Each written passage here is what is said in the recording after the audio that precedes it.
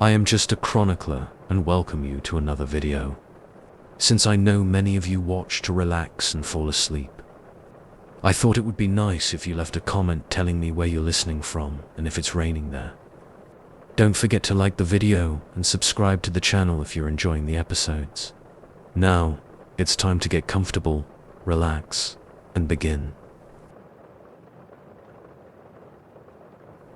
The cold bit through my woolen cloak as I climbed the narrow stone steps to the watchtower. The moon cast enough light to see my breath in the air. Commander Bernard had assigned me the night watch, again. Third time this week. My boots scraped against the worn steps as I made my way up. I reached the top of the tower at sunset. The fortress walls stretched out below me, a grey stone ring around our compound. Beyond that, the forest spread in all directions. Dark, dense, silent. My crossbow hung heavy on my shoulder. I had 2 quivers of bolts, my sword, and a horn to sound the alarm. Standard equipment for guard duty. The previous watchman nodded at me and headed down without a word. That was Thomas. He never talked much during shift changes. I took my position by the northern parapet, planted my feet shoulder-width apart, and settled in for the long night ahead. The first few hours passed slowly. I paced the tower top to stay warm, 10 steps each way. My boots crunched on the loose gravel. The sound echoed off the stone walls. The traders' road to the north was empty. We hadn't had visitors in weeks. Winter always slowed the traffic. Around midnight, the wind picked up. It whistled through the arrow slits and rattled the wooden shutters. I pulled my cloak tighter and stamped my feet to keep the blood flowing. The moon disappeared behind thick clouds. The forest became a black mass. That's when I first saw the movement. At first, I thought it was just branches swaying in the wind, but there was something different about these shadows. They moved wrong, like ink spreading through water. They slid between the trees instead of swaying with them. I gripped the parapet and leaned forward, squinting into the darkness. The shadows kept moving, flowing, gathering, breaking apart. No pattern I could make sense of. My skin prickled. The hair on my neck stood up. I reached for my crossbow, loaded a bolt, and held it ready. The fortress regulations were clear. Challenge.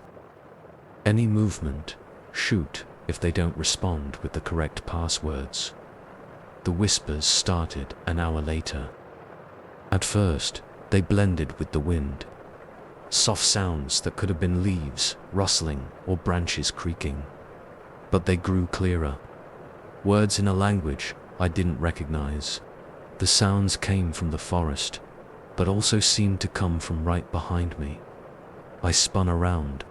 The tower top was empty, just me and the stone walls and the wind. But when I turned back to the forest, the whispers grew. Louder, they had a rhythm now, like chanting. My hands were sweating inside my gloves. I wiped them on my tunic and readjusted my grip on the crossbow. The moon broke through the clouds for a moment. The shadows scattered like startled birds, then flowed back together. The whispers changed. They weren't in that strange language anymore. They were saying my name, Marcus. I shook my head. Lack of sleep had to be. I'd been pulling too many night shifts. Marcus, closer now, like someone standing right next to me. I spun again, crossbow raised. Nothing. The tower top remained empty, but I could feel something, a presence, like eyes on my back. The shadows in the forest had changed again. They were taller now, more defined, almost like figures standing between the trees. Dozens of them, hundreds, all perfectly still, all facing the tower, facing me. I reached for the horn at my belt. My fingers trembled as I raised it to my lips. One blast would wake the garrison, bring help. But what would I tell them? That I was spooked by shadows and whispers. The moon broke through again. Bright white light flooded the forest edge, and I saw myself. Not just one reflection, hundreds, standing between the trees. But wrong, twisted. My face stretched and distorted like a reflection in troubled water. Some smiled with too many teeth. Others had no eyes at all. They all stared at me. My legs went weak. I grabbed the parapet to stay upright. The whispers grew to a roar. Hundreds of voices calling my name, each one in my own voice, but wrong, distorted, hungry. I fumbled with the horn, dropped it. It clattered on the stone at my feet. I tried to pick it up, but my hands wouldn't stop shaking. The shadows were moving again, flowing toward the fortress walls like a rising tide. My reflection closest to the wall raised its hand, beckoned to me. Its mouth moved, forming words I could almost understand. Something about watching, about being watched, about who was really standing guard tonight. I backed away from the parapet. My boot hit the horn. It skittered across the stone and struck the far wall with a metallic clang. The sound jolted me. Training took over. I grabbed the horn, raised it to my lips, and blew 3 sharp blasts. The shadows scattered. The whispers cut off. By the time booted feet pounded up the tower steps, the forest was still and silent again. Commander Bernard himself led the response team, sword drawn. "Report," he barked. I opened my mouth, closed it. What could I say? I looked at the forest. No shadows moved. No whispers called. Just trees and darkness. Thought I saw movement, sir, I managed. In the tree line. Could have been bandits. Bernard studied my face for a long moment. His eyes narrowed. "You're relieved, Marcus. Get some sleep. Report to me at dawn." I nodded and headed for the steps on shaky legs. As I reached the first turn, I glanced back. Bernard stood at the parapet, staring into the forest. For a moment, I thought I saw something move in the shadows behind him. A familiar silhouette, but I didn't stop to look closer. I practically ran down the steps. My boots echoed off the stone walls. Other echoes followed, steps that didn't match my own, whispers in a language I didn't understand. I didn't slow down until I reached the bottom. The courtyard was quiet. A few torches burned along the walls. Guards paced their rounds.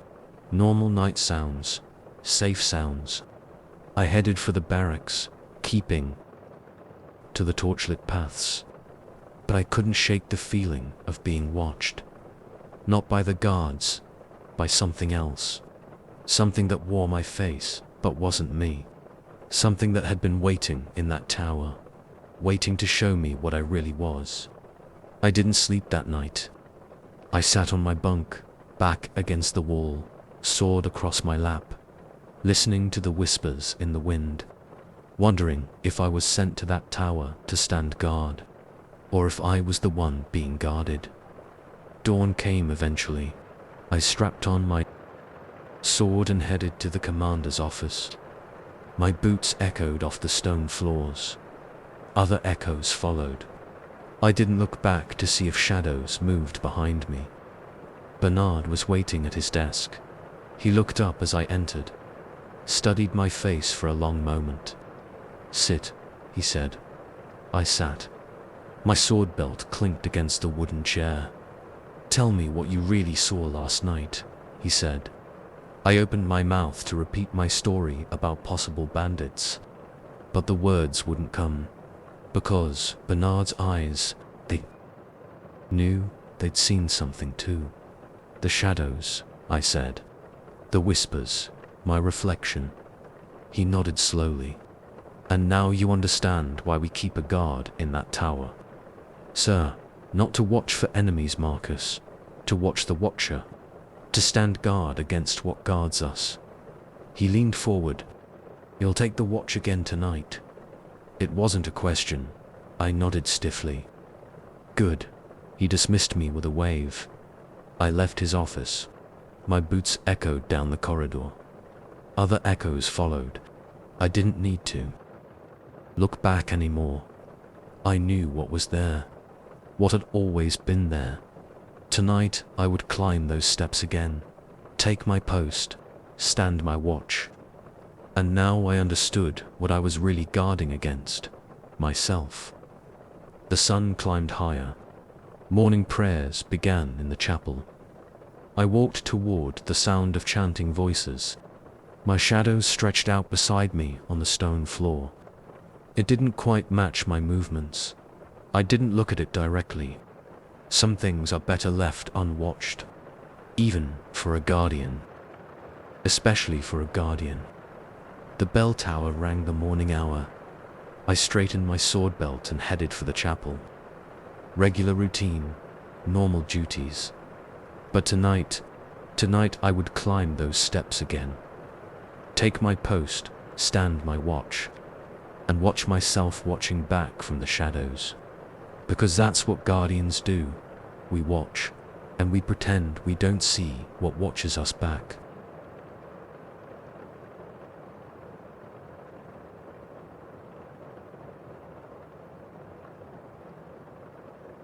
Story 2.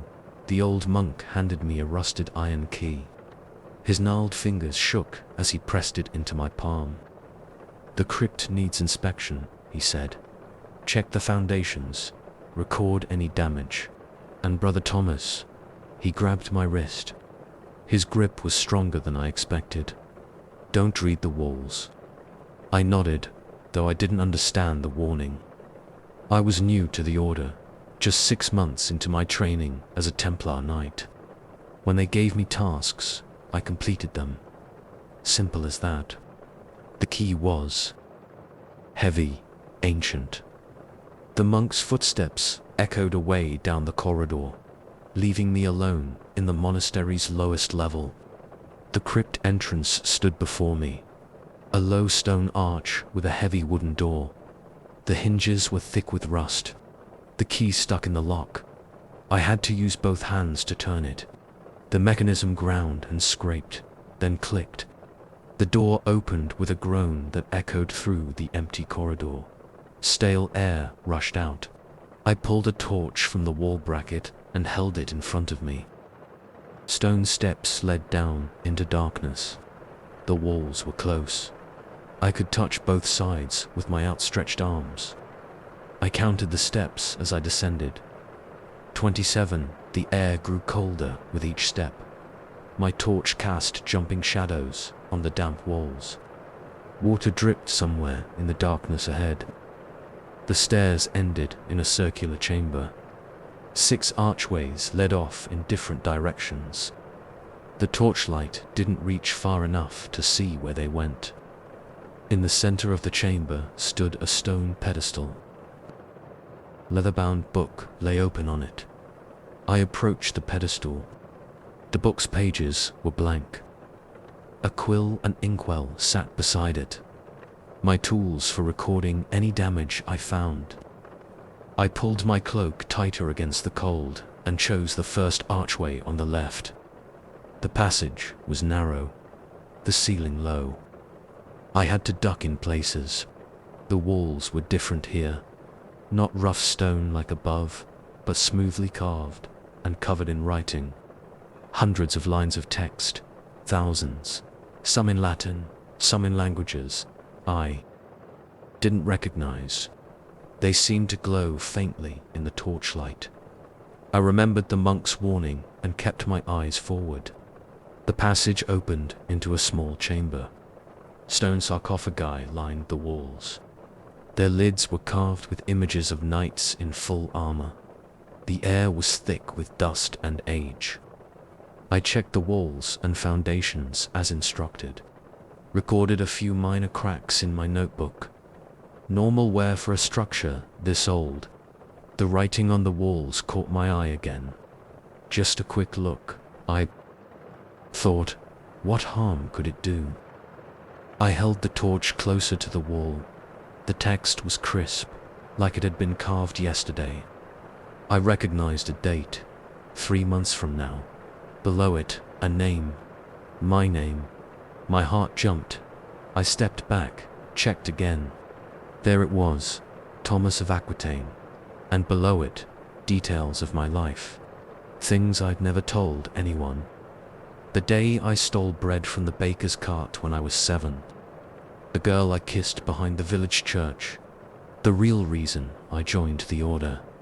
Not out of piety, but to escape my father's debts. I moved to another section of wall. More dates, more events. But these hadn't happened yet. In the spring, he will fall from his horse during training. The shoulder will never heal properly. At midsummer, he will fail to protect what was entrusted to him. When autumn comes, he will betray his oaths. My hands shook. The torch flickered. I turned to leave, but the passage wasn't where I'd left it. Just more walls covered in text. More predictions. More secrets. I spun around. The sarcophagi were gone. The chamber had changed, or had I moved without realizing it? The walls seemed closer, the ceiling lower, the torch guttered. I needed to get out, find the main chamber, the stairs. I chose a direction and walked quickly. The passage twisted, turned, the walls pressed in, every surface covered in that terrible writing. I tried not to read it, but the words caught my eye. He runs now, but cannot escape what is written. The deeper he goes, the more is revealed. All paths lead to the truth he fears. I broke into a run. My footsteps echoed off the stone. Other footsteps answered. Behind me, ahead of me, all around.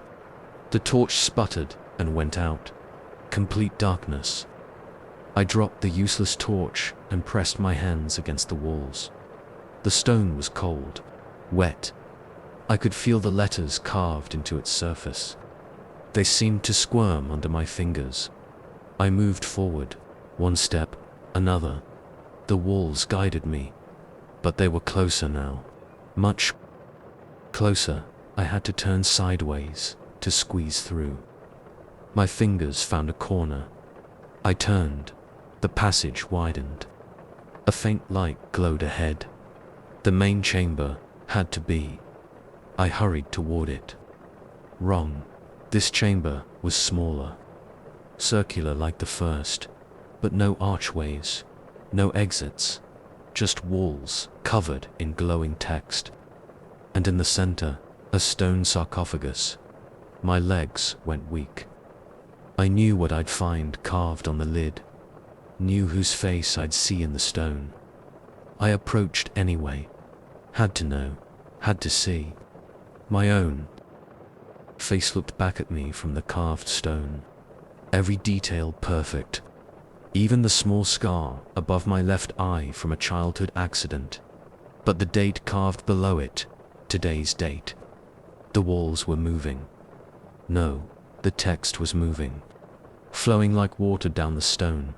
Gathering in pools on the floor. Rising around my feet. I scrambled onto the sarcophagus. The dark liquid rose higher. The glowing words swirled and danced, showing me everything. Every sin, every secret, every future betrayal. Let me out, I shouted. My voice bounced off the walls and came back wrong, distorted. Multiple voices speaking in languages I didn't know. The liquid reached the top of the sarcophagus. Nowhere left to climb, nowhere to run. The words crawled up my legs, burned like ice against my skin. Each letter a revelation, each sentence a condemnation. I screamed. The sound was lost in the chorus of voices reading my fate from the walls. Then darkness, complete, absolute. The voices stopped. Light returned. Slowly, I was lying on the floor of the main chamber. The pedestal with its blank book stood above me. My torch burned in its bracket by the stairs, like I'd never taken it. I scrambled to my feet, ran up the 27 steps. The door was unlocked. I burst through it and slammed it behind me. The old monk stood in the corridor, waiting. His eyes were sad. "You read the walls," he said. Not a question. I nodded. My hands were shaking. My clothes were dry. No trace of the liquid words remained. But I could feel them under my skin, in my blood. The weight of everything I'd seen. What was that place? My voice cracked. The crypt shows us what we are, what we will become. Some say it's a blessing, a chance to change what's written. He touched the wall beside the door. His fingers traced letters I couldn't see. But no one ever does. The predictions, they don't have to come true. I can choose differently. He smiled, the same sad smile. Of course, that's what I said, too. What we all said. He turned and walked away. His footsteps echoed down the corridor. I looked at the crypt door. Solid wood, iron hinges. Nothing special about it. But I could feel what waited below.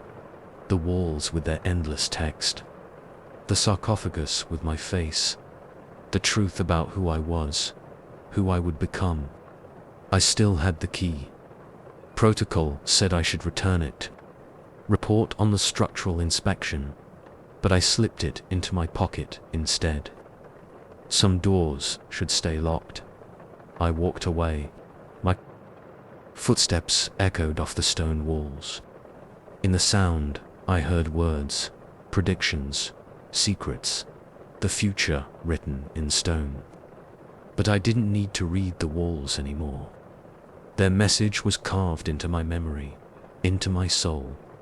We think we write our own stories, choose our own paths. But in the crypt beneath the monastery, every chapter is already carved in stone. Every choice already made. Every sin and salvation predetermined. I returned to my duties, trained with the other knights, said my prayers. But every night I dreamed of those walls, of words flowing like water, of my own face carved in stone, waiting in the darkness below. And sometimes, when I passed the crypt door, I swear I could hear stone grinding against stone, like a sarcophagus lid slowly sliding open, waiting for me to fulfill what was written, waiting for me to become what the walls already knew I would be. The key burned in my pocket like a coal. Some nights I stood before the door, key in hand, telling myself I could prove the predictions wrong, change what was written, but I never opened it again. Some truths are better left buried in the dark. Some futures better left unread. Some crypts better left unopened. Even if we carry their keys, always. Even if their words are already carved into our bones. Even if we know, deep down, that every step we take was written long ago on walls we should never have read.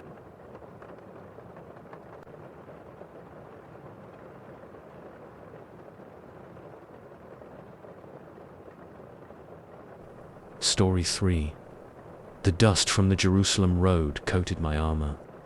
3 weeks of hard riding had left my body aching, but we, Templars, didn't complain about such things. The mission was everything. Protect the pilgrims, guard the holy places, follow orders. I pulled my horse to a stop at a small monastery carved into the hillside. The sun was setting, painting the stone walls blood red. Time to make camp. My squire, Matthew, dismounted beside me, and started caring for the horses. That's when I saw him. A monk in a dark brown robe, standing in the monastery doorway. He wasn't there a moment ago, just appeared. Like he'd stepped out of the shadows themselves. "Sir Roland," he said, "my name." He shouldn't have known my name. I rested my hand on my sword hilt. 20 years as a Templar knight had taught me caution. "Who are you?" He held out a folded piece of parchment. A message from the shadows. The parchment was black, pitch black. It seemed to absorb the dying sunlight. "What shadows?" I asked, but he was gone. No movement, no sound. Just there, one moment, gone the next. The black parchment felt cold in my hand. Unnaturally cold, like touching ice in summer. My fingers trembled as I unfolded it. The writing was silver, flowing across the black surface like water. It described things, secret things. The village girl I'd loved before taking my vows. The man I'd killed in anger, not duty. The doubts that plagued my prayers. I crumpled the parchment and threw it down. It dissolved into black smoke that curled around my boots before vanishing. "Sir," Matthew approached, leading the horses. "Who were you talking to? Did you see him?" "The monk," Matthew frowned. "What monk?" "I ordered camp set up inside the monastery walls. Better protection, better visibility. No shadows for strange monks to step out of." I was wrong. The monk appeared again at midnight, standing at the foot of my bedroll, silent, waiting. Another black parchment in his outstretched hand. I sat up, sword already drawn. The blade passed through him like he was made of mist. "The shadows have more to share," he said. This parchment was colder than the first. The silver writing described more secrets. The true reason I'd joined the Templars, not faith, but fear of my father's debts. The prayers I'd stopped believing in years ago, the doubt eating at my soul. "Stop," I whispered. "The shadows see all," he said, and vanished. I didn't sleep that night, or the next. We rode hard, pushing the horses to their limits. But every evening, he was there. Every inn, every monastery, every roadside camp. Always with another black parchment. Always with more secrets drawn from the darkest corners of my mind.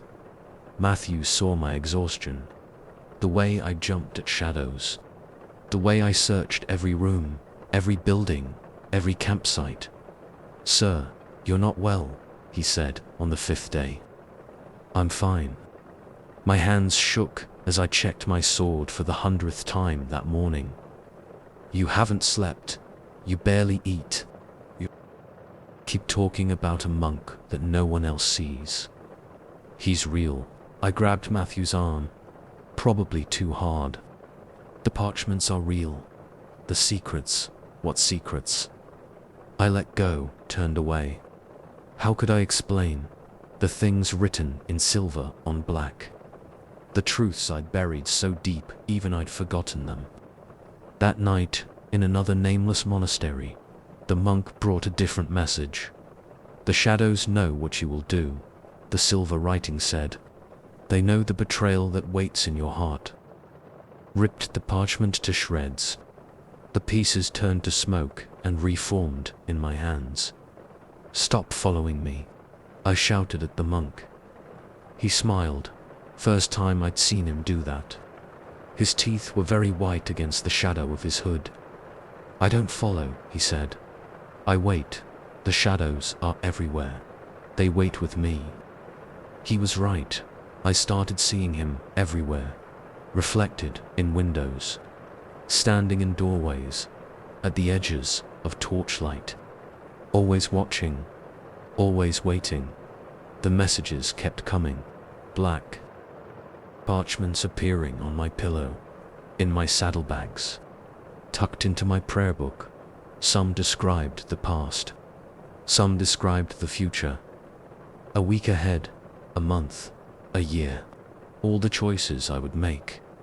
All the ways I would fail. Matthew found me talking to shadows on the 10th day, arguing with reflections in water barrels and window glass. "Sir, please," he said, "let me help.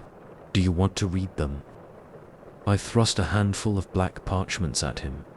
See what the shadows know. But the parchments were normal brown paper in his hands, blank, empty. "There's nothing written here," he said. I snatched them back. Silver writing bloomed across the black surface. More secrets, more predictions, more truths I couldn't face. We reached Jerusalem on the 15th day. The holy city sprawled before us, golden in the morning light. But I saw only shadows.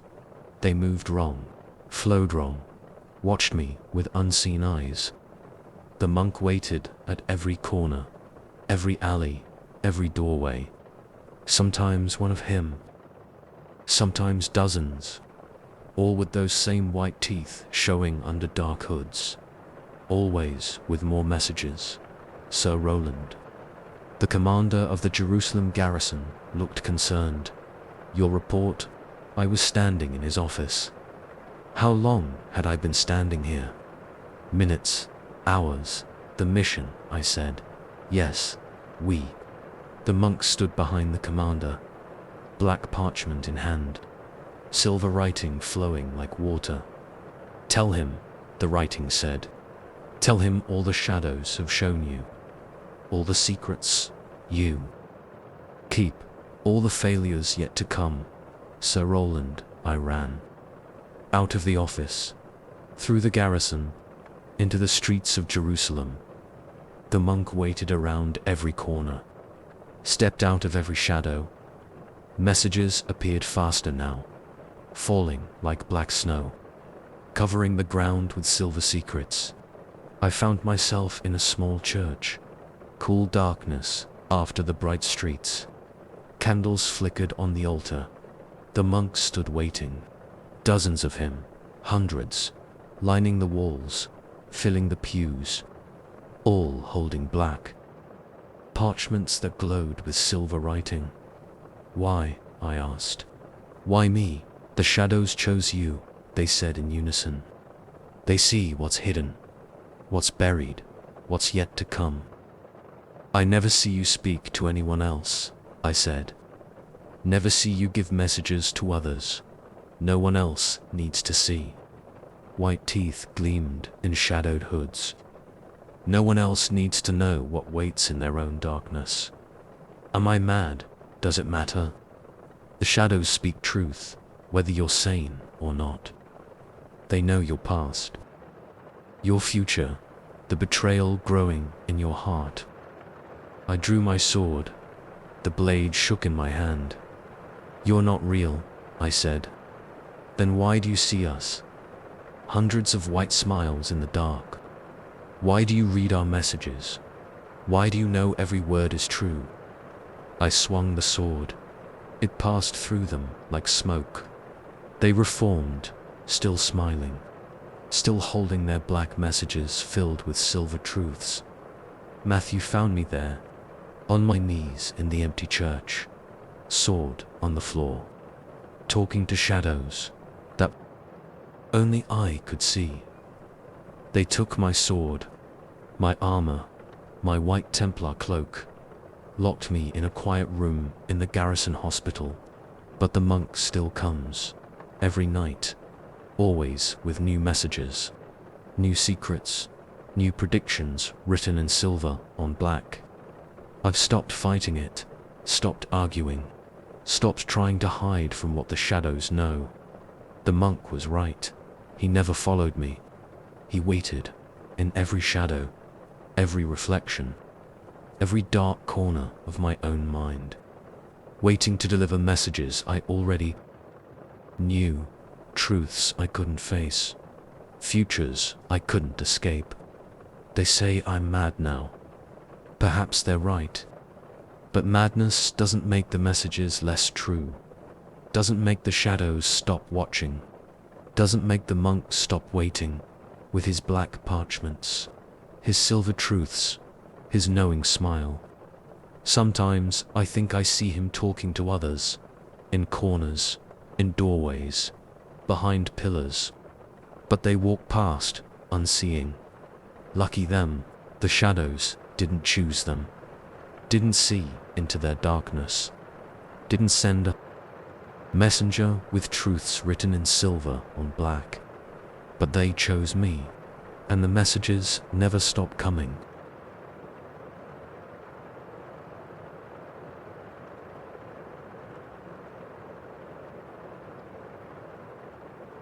Story 4. I knelt before the altar and spoke the words, the final vows of a Templar knight. My white mantle felt heavy on my shoulders. The chapel was silent, except for my voice echoing off the stone walls. I swear to protect the weak, to uphold the faith, to guard the holy places, to live a life of purity and devotion.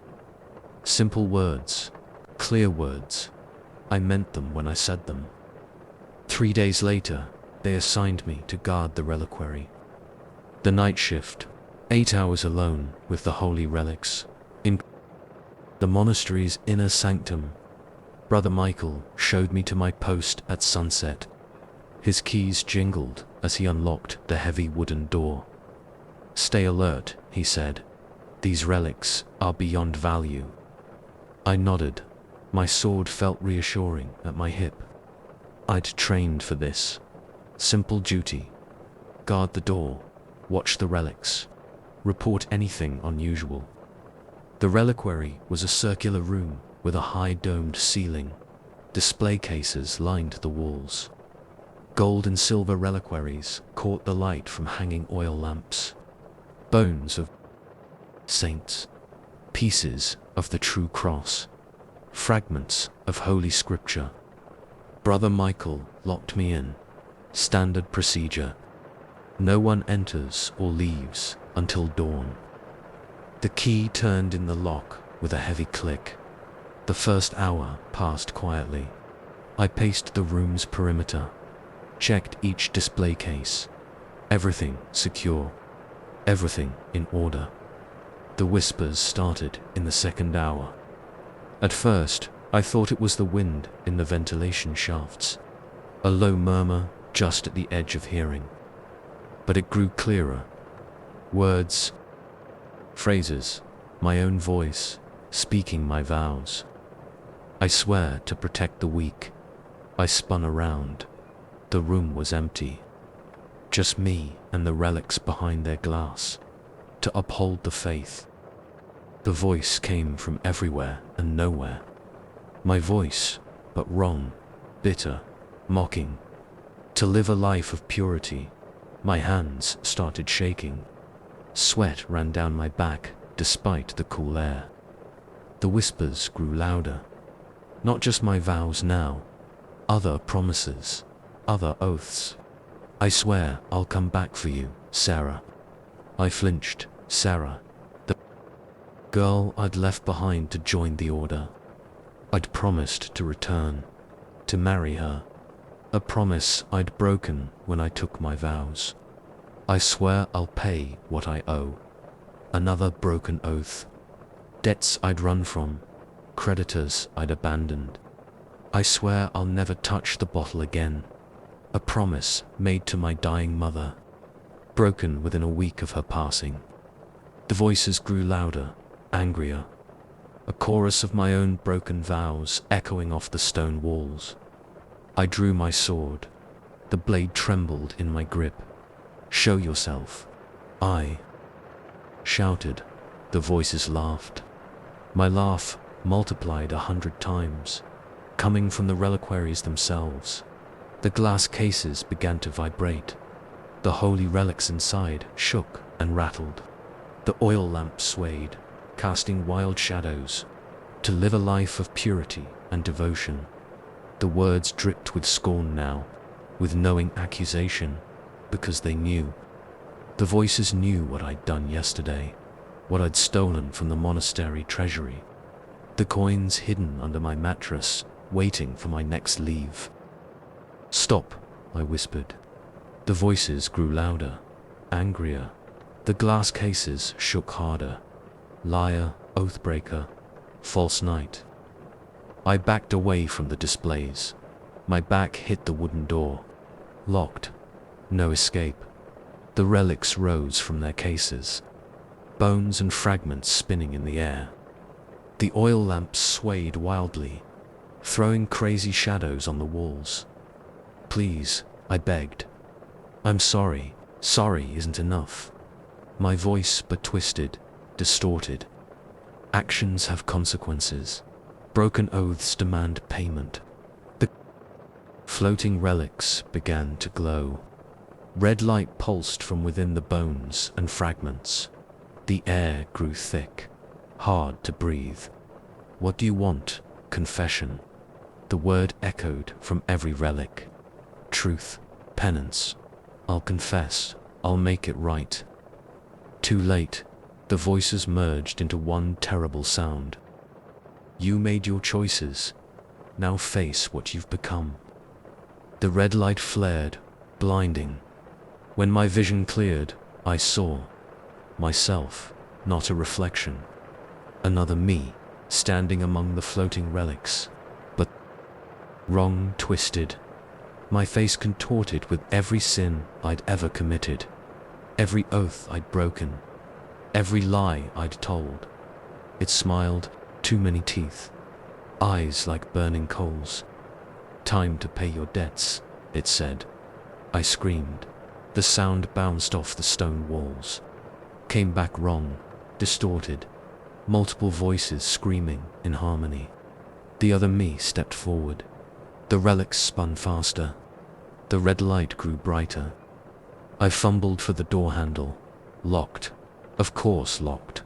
I was trapped until dawn. "You can't run from yourself," it said.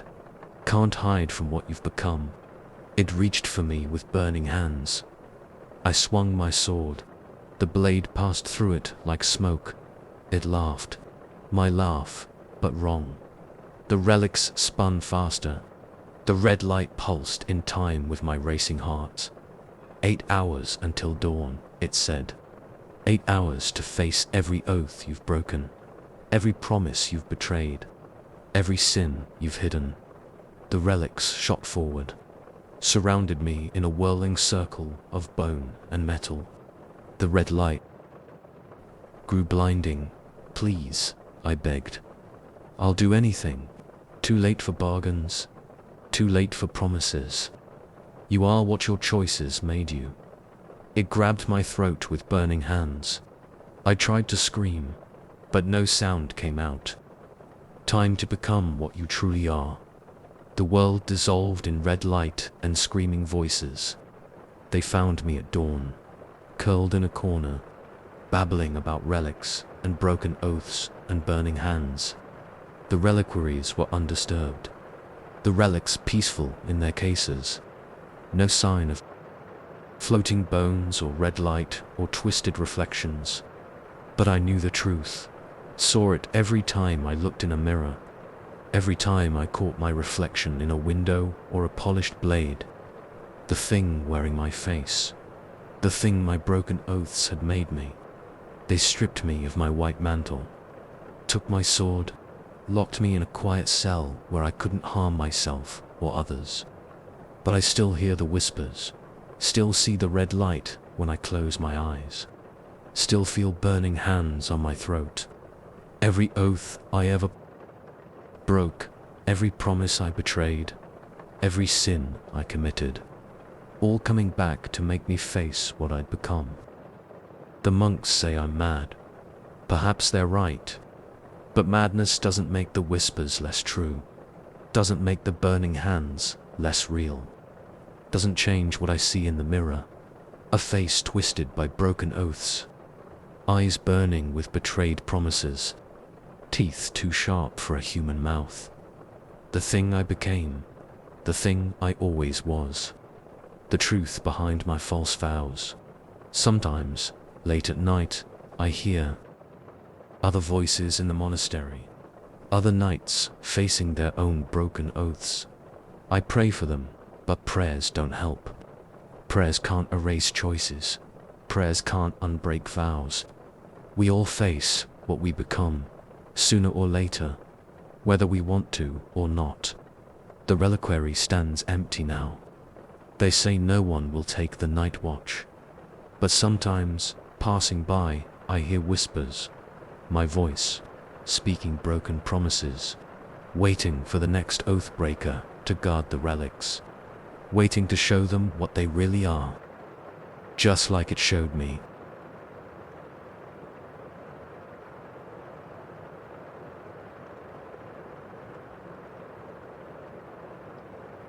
Story 5. The dust made me sneeze, again.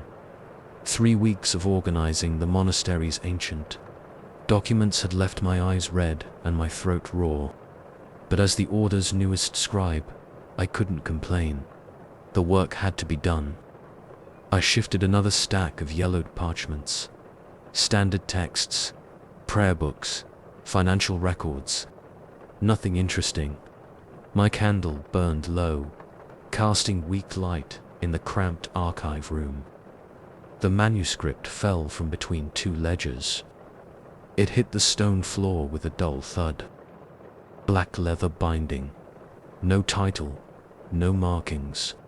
Just smooth, dark leather that seemed to swallow the candlelight. I picked it up. The leather felt cold. Wrong, like touching a dead thing. I should have put it back. Should have called Brother Thomas, the head archivist. Should have followed protocol. I opened it instead. The first page was blank. So was the second. But the third. The writing was like nothing I'd seen before. Letters that seemed to move when I wasn't looking directly at them. Words that made my eyes hurt. But I could read them. The truth lies beneath the prayers, behind the rituals, under the stone and faith and flesh. My hands started shaking. I turned the page. More strange writing. A code. Patterns hidden in the daily prayers. Secret meanings buried in the ritual gestures. Things that couldn't be coincidence. The candle flickered. Shadows danced on the archive walls. I should stop reading. Close the book. Report it. I turned another page. Diagrams now. The monastery's layout, but wrong. Passages that didn't exist. Chambers that couldn't be there.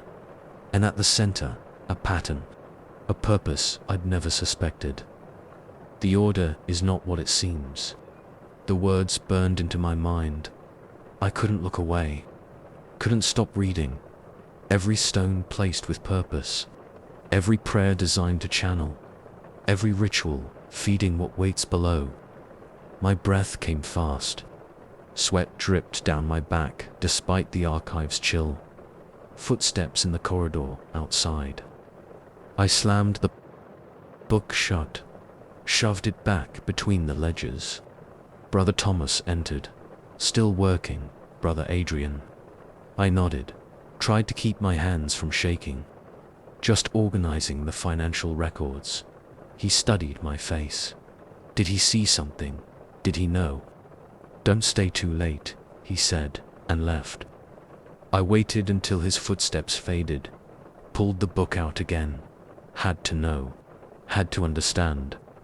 The writing described patterns, connections, the way we arranged our prayer times, the positions we took during rituals, the very layout of the monastery itself.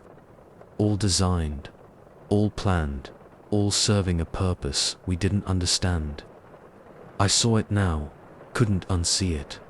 In the daily prayers, in the way we moved through the monastery, in the patterns we made without knowing. We weren't just praying, we were channeling something, feeding something. Something that waited in chambers that didn't exist, behind walls that weren't there. I started noticing things. The way shadows moved wrong in the chapel, whispers between the stones, the patterns in everything we did. Brother Thomas watched me during morning prayers.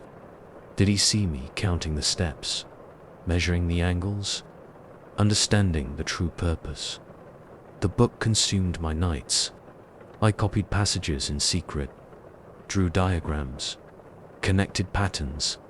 The truth was there, hidden in plain sight. Other monks began to notice the way I stared at walls, measured distances, muttered calculations. Brother Adrian, the abbot, summoned me to his office. "Ah, you well?" "Fine," I said. "Just tired." But he saw my shaking hands, the dark circles under my eyes, the way I kept looking at the patterns in his office walls. They restricted my archive access, assigned me to the gardens instead. Physical labor to clear my mind. But I saw the patterns there too. In the way the paths crossed, the arrangement of plants, the shadows at certain times of day, all part of the design, all feeding what waited below. I broke into the archive at night, had to check the book again, confirm what I'd discovered. The manuscript was gone. I tore the archive apart, searched every shelf, every corner, nothing. Brother Thomas found me there, surrounded by scattered documents, wild-eyed, shaking. "Where is it?" I grabbed his robes. "The black book where?" There was no book, Brother Adrian. His voice, gentle, sad. There never was, but I had proof. My notes, my diagrams. Hidden under my mattress, I ran to my cell, tore the bed apart. The notes were gone. The diagrams erased, like they never existed. But I remembered, saw the patterns everywhere now. In the stones, in the prayers, in the very air. They moved me to a different cell. For rest, they said. For healing. But I knew the truth, knew why they put me here. This cell was part of the pattern too. Another point in the great design. My new window faces the chapel. I watch the monks walk between buildings, see the patterns they make, the channels they create with every step. Sometimes I hear things moving. Behind the walls, in spaces that shouldn't exist. Growing stronger with every prayer, every ritual, every unconscious step in the hidden design. The others think I'm mad. See how they watch me, how they whisper when I pass. But I know the truth now. Can't unknow it. The manuscript showed me. The order is not what it seems. The prayers serve another purpose. The rituals feed something else. Something that waits in chambers that don't exist, behind walls that aren't there. Growing stronger every day, I hear it at night, moving through impossible spaces. Getting closer, they say there was no book, no manuscript bound in black leather. But I remember the words that moved when you didn't look directly at them. The diagrams that showed what shouldn't be there. The truth about what we really serve. Sometimes I catch Brother Thomas watching me. Something in his eyes. He knows, has always known. Watches to see if I'll tell others what I learned. But who would believe a mad monk? Who would listen to ravings about hidden chambers and secret purposes? Who would understand the truth about our prayers? So I stay quiet now. Watch the patterns, count the steps, measure the angles, and wait, because something else is waiting too. In spaces that shouldn't exist, growing stronger with every prayer, getting closer every day. The manuscript showed me the truth. Now I can't unsee it, can't unknow it, can't escape it. Even in my cell, I'm part of the pattern. Every breath, every movement, every thought, feeding what waits below, in chambers that don't exist, behind walls that aren't there. growing stronger, getting closer, almost ready.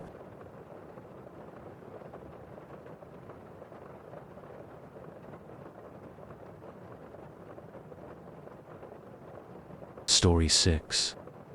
The pilgrim stood by the monastery gate in the rain. His brown robe hung in wet folds. A wooden box clutched to his chest. I drew first guard duty that night. Just me and 4 other Templars to escort him to Jerusalem. Simple mission. We'd done it 100 times. "What's in the box?" I asked. He pulled the robe tighter. Water dripped from his hood. A holy relic. It must reach the holy city. Standard answer. Most pilgrims carried relics, bits of bone, scraps of cloth, things they claimed were sacred. Brother Michael rode up beside me. Papers. The pilgrim produced a scroll. Authentic seals. Proper authorizations. Everything in order. "We leave at dawn," I said. He nodded, said nothing. Just stood there in the rain, clutching his box. The first night on the road was quiet.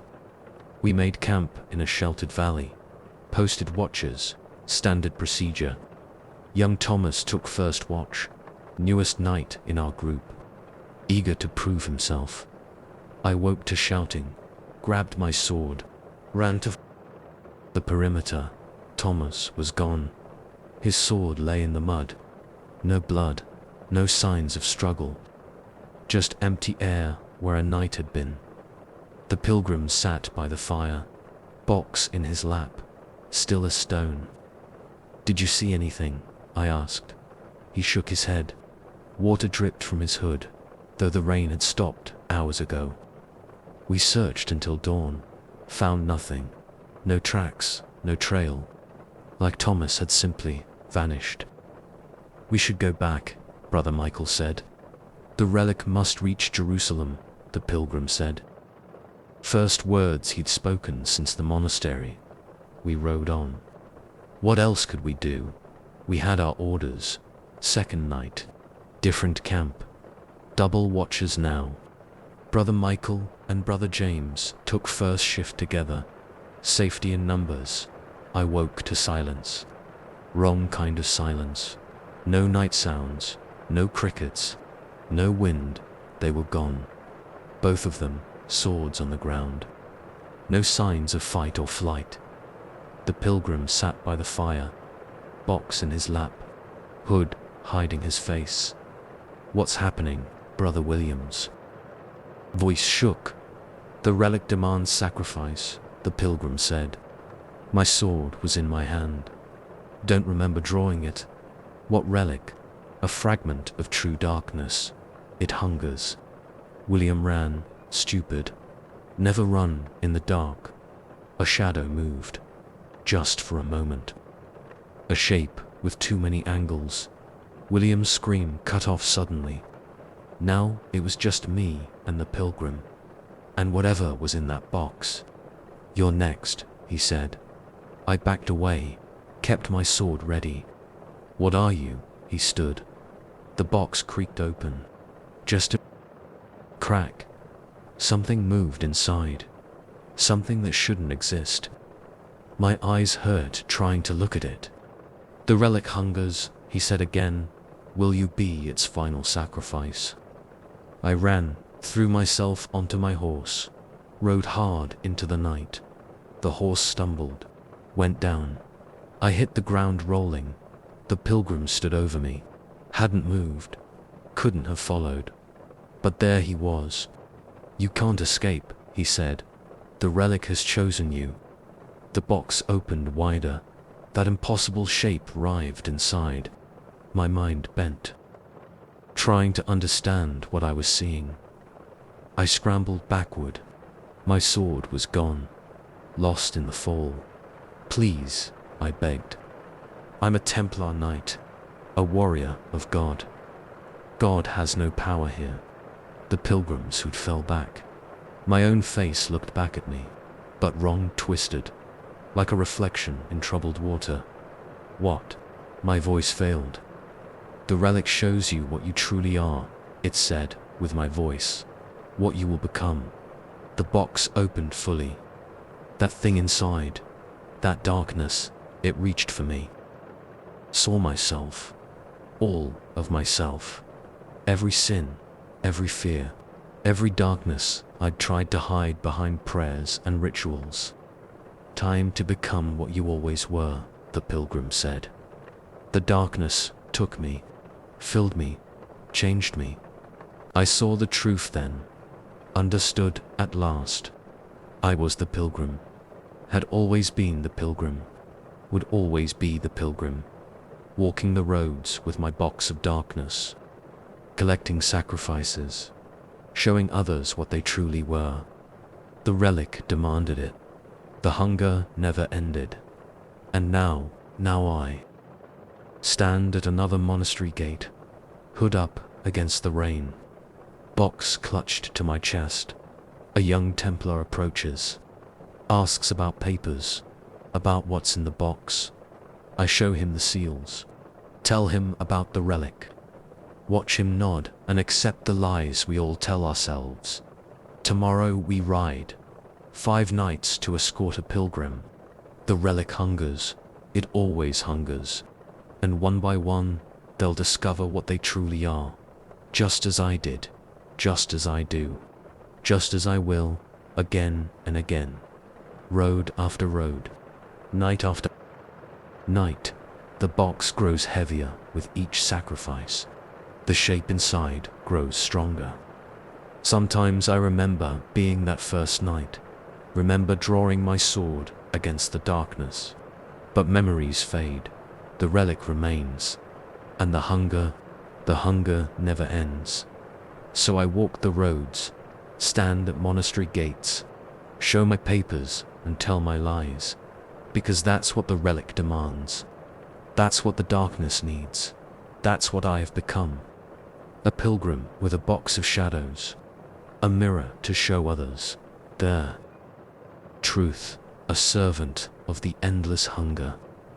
Tonight, 5 more nights will ride with me. Tomorrow, they'll learn what they really are, and the relic will feed, and the darkness will grow, and I will walk on, because that's what pilgrims do. That's what the hunger demands. That's what we all become. In the end, the rain falls, the box waits, the hunger grows. And somewhere, another knight draws his sword against the darkness, not knowing he's already lost, not knowing what he'll become, not knowing he's always been the pilgrim, just like I was, just like I am, just like I will be, until the hunger ends, if it ever ends, if it can end. But for now, I stand at the gate. I clutch my box. I wait for dawn, and the relic hungers, as it always has, as it always will. 5 more nights, 5 more sacrifices, 5 more truths to be revealed. The darkness waits, the hunger grows, the pilgrim walks on forever.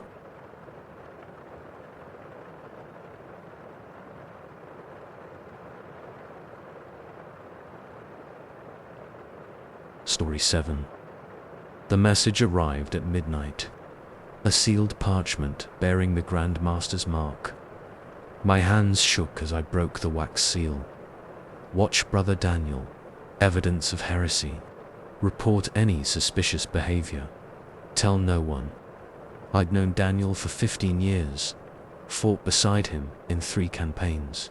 Shared bread and blood and brotherhood. Now I had to spy on him. The next morning, I watched him during prayers. He knelt in his usual spot, 3rd row from the front. White Templar mantle, crisp and clean. Nothing unusual in his movements. Nothing to suggest heresy. But orders were orders. I followed him to the training yard, kept my distance, observed. He moved differently today. Or had he always moved like that? Quick, jerky motions, like his joints worked wrong. Brother Gregory, he caught me watching, smiled, Care to spar? I nodded. Grabbed a practice sword. Had to act normal. Had to get closer. His blade met mine with unusual force. The impact jarred my arms. Since when was Daniel this strong? You seem distracted, he said. That smile again. Too wide. Too many teeth. Long night, I said. Parried another strike. My hands stung from the force. He pressed forward. Faster than before. Much faster. His blade a blur. I stumbled back. He followed, still smiling. Worried about something, brother. Sweat ran down my back. Not from exertion. From the way he moved. The way he smiled. The way his eyes seemed to reflect light wrong. Just tired, I managed. He disarmed me with a flick of his wrist. My practice sword clattered across the yard. You should rest, he said. Watching others is exhausting work. My blood went cold. He knew, but he just bowed and walked away. That wrong-jointed walk, that too wide smile. I reported everything to the Grand Master that night. The strange movements, the unnatural strength, the knowing smile. Watch closer, came the reply. Record everything. So I watched. Daniel didn't eat during meals, just moved food around his plate. Made the motions of chewing, but the food never diminished. He didn't sleep. I checked his cell at night. Empty bed, cold sheets. Sometimes I caught his reflection in windows and polished shields. It didn't always match his movements. Sometimes it smiled when he didn't. Other brothers began to notice the way he moved, the way he smiled, the way shadows seemed to gather around him. Something's wrong with Daniel, Brother Thomas whispered during evening prayers. The next day, Thomas was gone. Left in the night, they said. No note, no explanation. But I saw Daniel smiling, saw his reflection grinning with too many teeth. More brothers disappeared, one by one.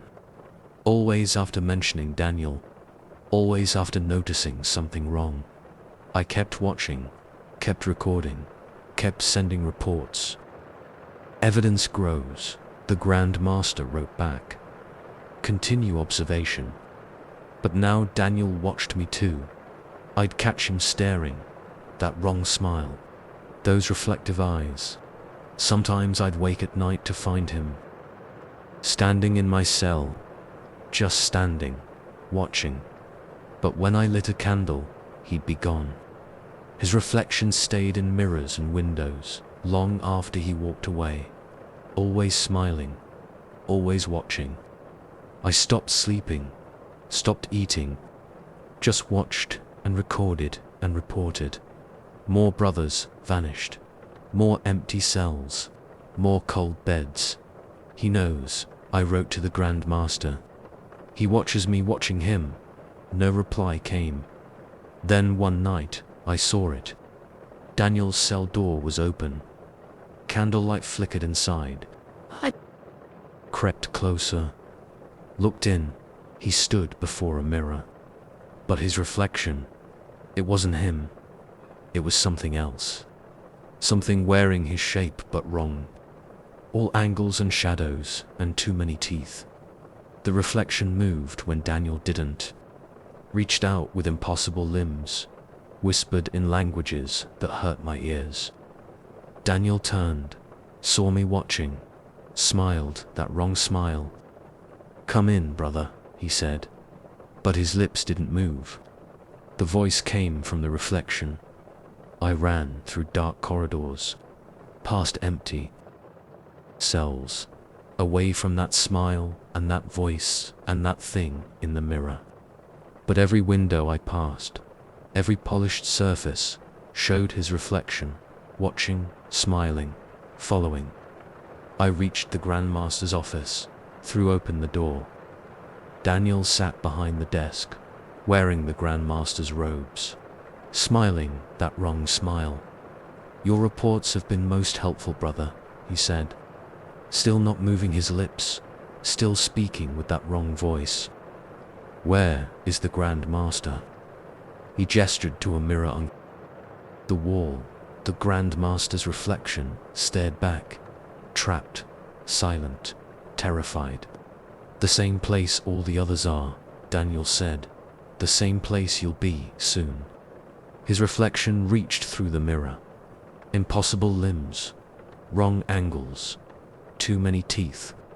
I tried to run, but my own reflection betrayed me, grabbed me with hands made of shadows and glass.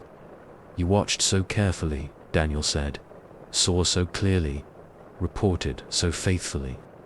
The reflection pulled me toward the mirror, cold glass-like, water against my skin. Now you can watch forever, he said.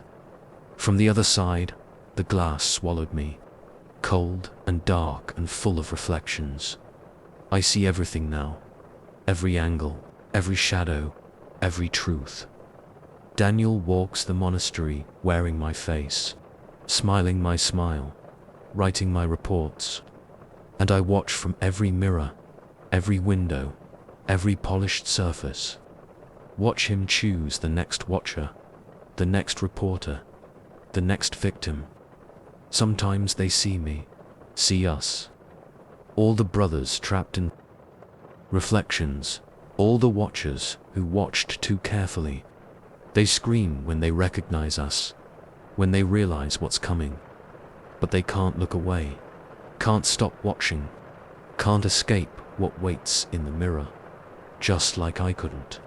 So we watch, we wait, we reflect what should not be, and Daniel walks among them, wearing faces that aren't his, smiling smiles that aren't real, choosing the next watcher, the next reporter, the next reflection, while we stare back from every mirror, every window, every polished surface, watching, always watching, forever watching, because that's what watchers do. That's what reporters become. That's what reflection means. In the end, so look carefully in your mirror tonight. Watch for the wrong smile, the extra teeth, the impossible angles, and remember, watchers become the watched, reporters become the reported, reflections become real, and something wearing your face walks away from the glass. While you watch, forever watch, can only watch, from the other side of every mirror. Story 8. Story 8. The storm caught us 2 days from Jerusalem. Lightning split the sky. Rain hammered the monastery walls. I huddled in the entrance hall, water dripping from my white Templar mantle. This way, the old monk beckoned. We have a room for travelers. I followed him through dark corridors. My boots squeaked on wet stone. Lightning flashed through narrow windows. He stopped at a heavy wooden door. Our only available space. The skull room. The what? You'll see, he pushed the door open. The room was circular, small, no windows, and on shelves along every wall. Skulls, hundreds of them, human skulls, ancient and yellowed. Previous residents, the monk said, from when this was a burial site. He left before I could respond. My torch cast jumping shadows on the bone-lined walls. I set my pack down, laid out my bedroll, nothing else to do but wait out the storm. The whispers started around midnight. At first I thought it was the wind, a low murmur between stones, but it grew clearer. Words, voices, coming from the skulls themselves. Brother Julian, I sat up. No one knew my name here. I hadn't given it. Brother Julian, we see you. The voices came from everywhere, from each grinning skull, each empty eye socket. We know your secrets. Sweat ran down my back despite the cold. The voices knew things I'd never told anyone. The coin you stole from the collection plate when you were 10. The lie you told about Brother Marcus to gain his position, the doubt that eats at your prayers. I pressed my hands over my ears. The voices got louder. We know what you did to join the order. We know why you really took the vows. We know the darkness in your heart. The torch guttered. Shadows danced on bone. Each skull seemed to turn toward me. Each empty socket fixed on my face. Stop, I whispered. The skulls rattled on their shelves. The voices rose to a chorus. Liar, thief, false. Night. I grabbed my pack. Ran for the door. Locked. I pounded on the wood. Shouted for help. The storm drowned my voice. You can't escape us. You can't escape yourself. You can't escape what you are. The torch died. Complete darkness. But I could still see the skulls. They glowed with their own light now. A sickly yellow gleam from each eye socket. Look at us. See yourself. See your truth. I turned. Each skull had my face now. My features pressed out from beneath. Yellowed bone. My eyes staring from empty sockets. This is what you are. This is what you'll become. This is your truth. My legs gave out. I slid down the door.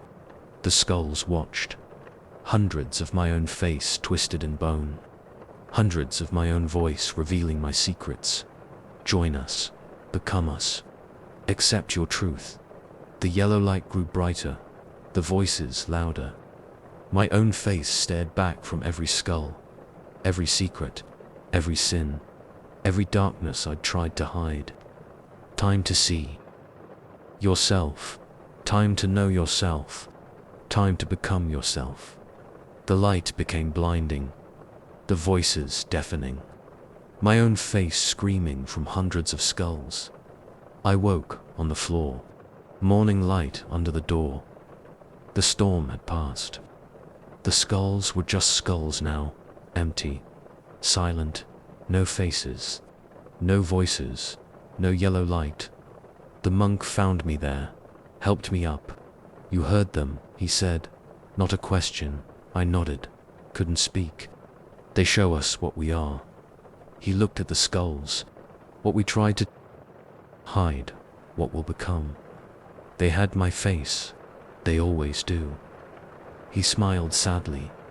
Each man sees himself in them, his truths, his secrets, his future.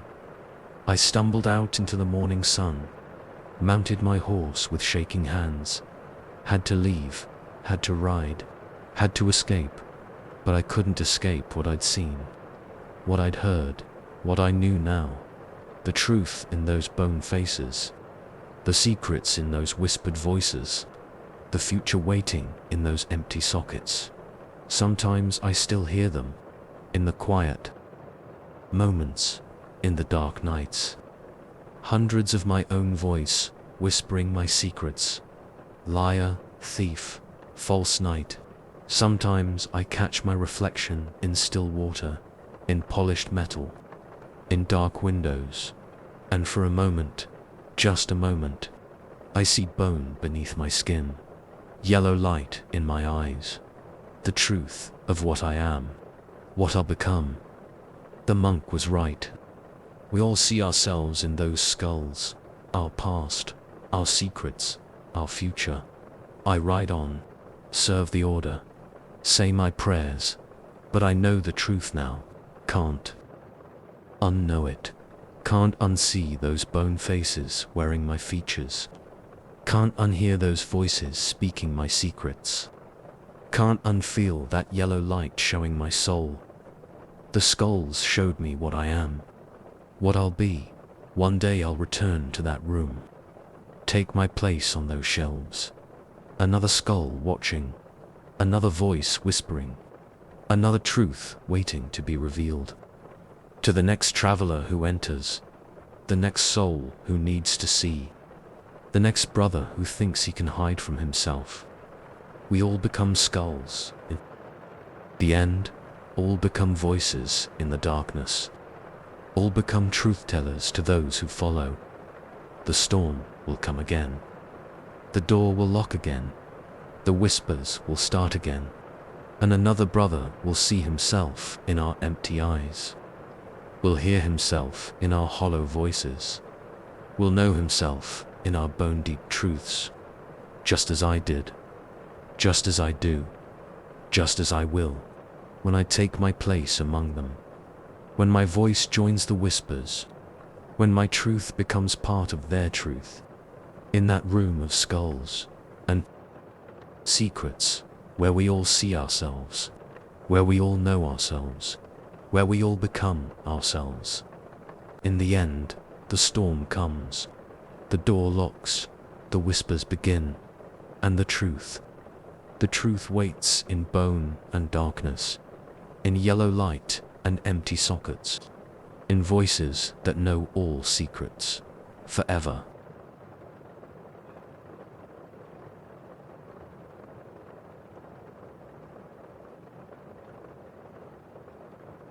Story 9.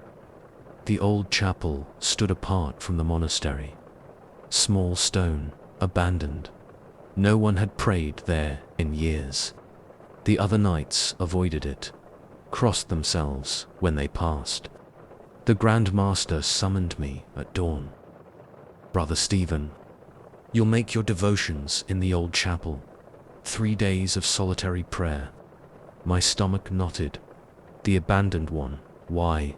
To prove your worth. His eyes were hard. Or would you refuse a direct order? I couldn't. Not after working 15 years to join the inner circle of the order. The chapel door creaked open at noon. Dust swirled in the light from high windows. Wooden pews rotted in rows. The altar stood bare except for a single bronze crucifix.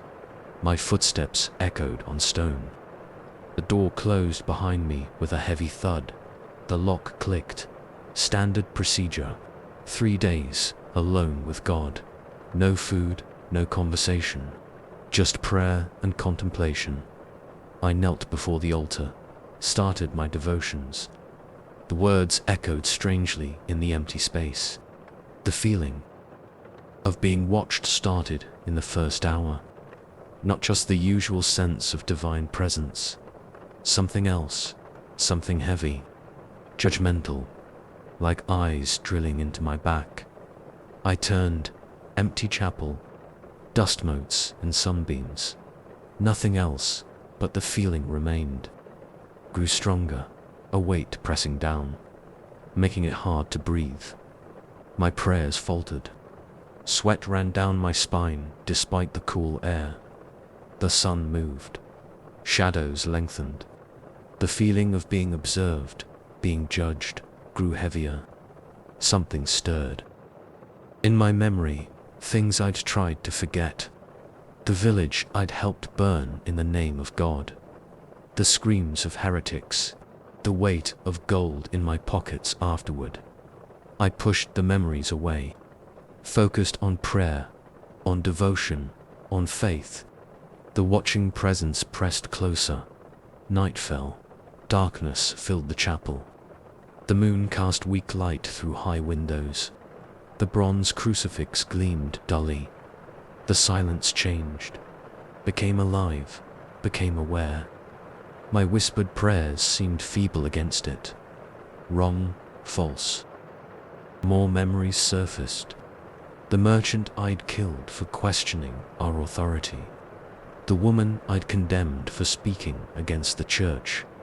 The children left orphaned by my judgments. Stop, I whispered to the darkness. The silence pressed harder, heavier, full of judgment. I saw my reflection in a window, but wrong, twisted. My face contorted with every sin I'd committed in God's name. Please, I begged. I served the order, followed orders, did what was necessary. The silence called me liar. Without words, dawn came. I hadn't slept, couldn't sleep without watching presence, that judging silence, more memories, more sins, more truth I couldn't face. The gold I'd stolen from church coffers, the brothers I'd betrayed for advancement, the lies I'd told in confession. The silence knew them all. Noon of the second day, the watching grew heavier, the judging stronger, the silence louder. My prayers became pleading, became begging, became screams. The silence swallowed every word. Threw them back at me, stripped of pretense, showed me what I really was. Night fell again. Moonlight painted accusations on stone walls. My reflection in every window showed my true face, the face of a murderer, a thief, a liar in holy robes. I tried to hide in darkness. The silence found me. Tried to run to corners. The watching followed. The bronze crucifix stared with eyes of judgment, saw through every excuse, every justification, every lie I'd told myself.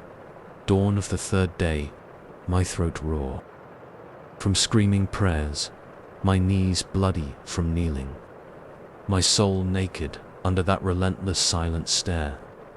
I confess, I croaked, I am not worthy, never was, never will be. The silence accepted my words, the first true thing I'd said in years. More memories, more sins, more truth. The peasants I'd condemned for coin, the rivals I'd destroyed with false witness, the innocent blood on my hands. Each truth stripped away another lie. Each memory tore down another wall. Each sin exposed another. Darkness, the silence watched, judged, knew. Night fell for the third time. The moon rose, full and bright. The chapel blazed with pale light. My reflection surrounded me now. In every window, every surface, every shadow, my true face, my real soul, my naked truth. No more lies, no more excuses, no more pretense of piety, just silence and judgment and truth. The lock clicked at midnight, right on schedule. My 3 days done. I didn't move. Couldn't move. The silence held me fixed. The judgment pinned me down. The truth froze my blood. They found me at dawn, still kneeling, still staring at my reflection, still seeing my true face. Brother Stephen. Young voices, concerned voices. Are you well? I couldn't answer. The silence had taken my words. The judgment had stolen my voice. The truth had sealed my lips. They led me out, past worried faces, past whispered comments, past signs of the cross. The Grand Master watched me pass, nodded once. He knew what waited in that chapel. What lived in that silence? What hid in that truth?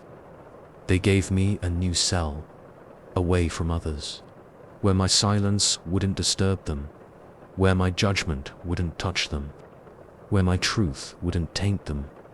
Days passed, then weeks, then months.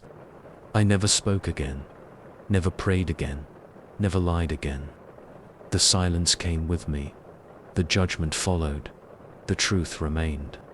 Sometimes brothers visit, try to help, try to understand, but they see it in my eyes, the silence that watches, the judgment that knows, the truth that cannot be hidden. They cross themselves and hurry away, left alone with my silence, my judgment, my truth. Sometimes at night I see my reflection, my real face, my true soul, and I remember that chapel, that silence, that truth. We all face judgment in the end. All meet the silence that knows. All see the truth we try to hide. Some survive it, some escape it, some deny it, but not me. The silence claimed me. The judgment marked me. The truth owned me forever. In my silent cell, with my judging memories, with my naked truth, waiting, watching, knowing what we all are beneath our lies, what we all hide behind our prayers, what we all become in silent chapels. When judgment comes, when truth speaks, when silence knows everything.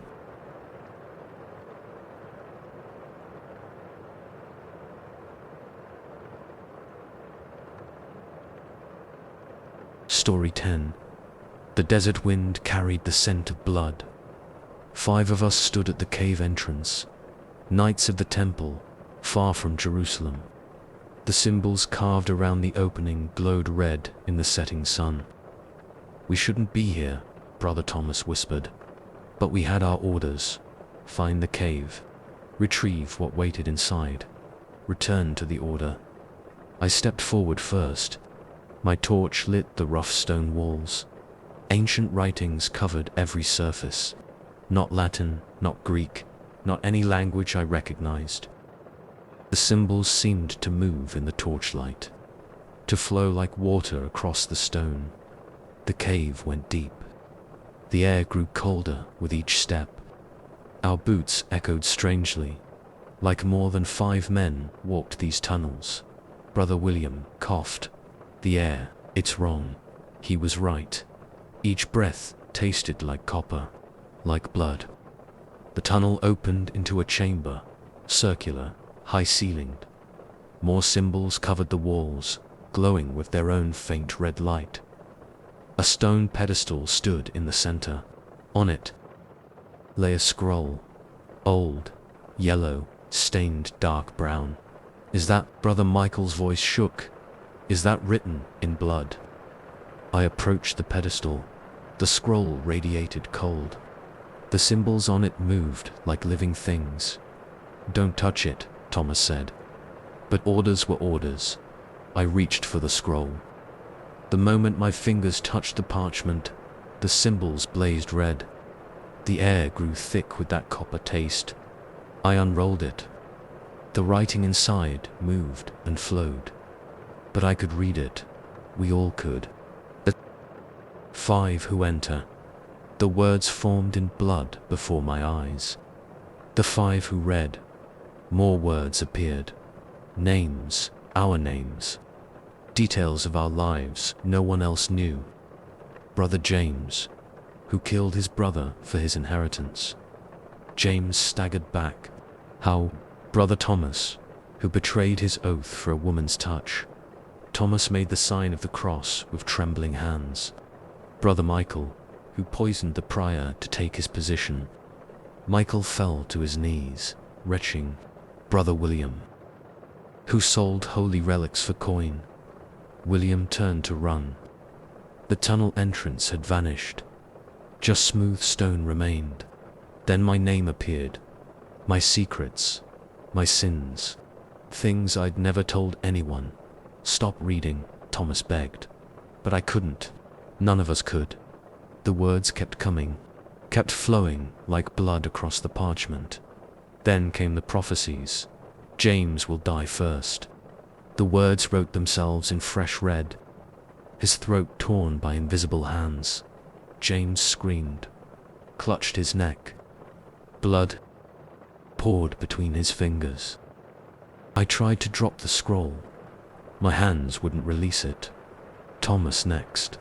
The blood words continued. His heart crushed by guilt. Thomas grabbed his chest, fell. His eyes stared sightless at the stone ceiling. Michael will follow. His lies drowning him. Michael choked, gasped, collapsed with bloody foam on his lips. William's coins will drag him down. William's scream cut off as he sank into the stone floor. Vanished like he never existed. Just me now. Alone with the scroll, with the blood words still flowing. And the last, my hands shook as the words formed. The reader, the keeper, the bearer of truth. The scroll grew hot. The symbols crawled up my arms like burning insects. He will live. The words wrote themselves in my flesh now. To see it all. To know it all. to become what was written. I screamed as the symbols carved themselves into my skin, as the prophecies wrote themselves in my blood. Every death I would witness, every betrayal I would survive, every horror I would become, all written, all known, all inevitable. The scroll crumbled to ash, but the words remained, burning in my flesh, flowing in my blood, speaking their truth in my mind. I staggered out of the cave as the sun set, alone, the only survivor, the keeper of the prophecies. That was 3 months ago. I've watched every word come true, every death, every betrayal, every horror, just as they were written, just as they had to be, just as I knew they would be. The symbols still move under my skin, still whisper their prophecies, still show me what's coming. I see brothers die before they fall. I know traitors before they betray. I witness horrors before they happen. The prophecies never lie, never falter, never stop. More words appear each day, more names, more deaths, more truths written in blood. I can't stop reading them, can't stop knowing them, can't stop becoming them. The Grand Master suspects something, sees the way I watch brothers who will die, the way I avoid those marked for betrayal, the way I know things I shouldn't know. But he can't stop what's written, can't change what's prophesied, can't save those marked by blood. Sometimes I catch my reflection in still water, in polished metal, in dark windows. The symbols move across my face now, flow like blood under my skin, write new prophecies in my flesh. I see what I'll become, what I have to become, what was always written. Brothers avoid me now, cross themselves when I pass, whisper prayers when I watch them. They know I see their deaths, their betrayals, their fates written in blood. But they can't change what's coming, can't escape what's written, can't avoid what's prophesied. None of us can. The words keep flowing, the symbols keep moving, the prophecies keep coming, written in blood, carved in flesh, flowing in veins, until all that was written comes to pass, until all that was prophesied becomes real, until I become what the blood always knew I would be, the keeper of truth, the bearer of prophecy, the last one standing, forever reading, forever knowing, forever becoming what was written in blood.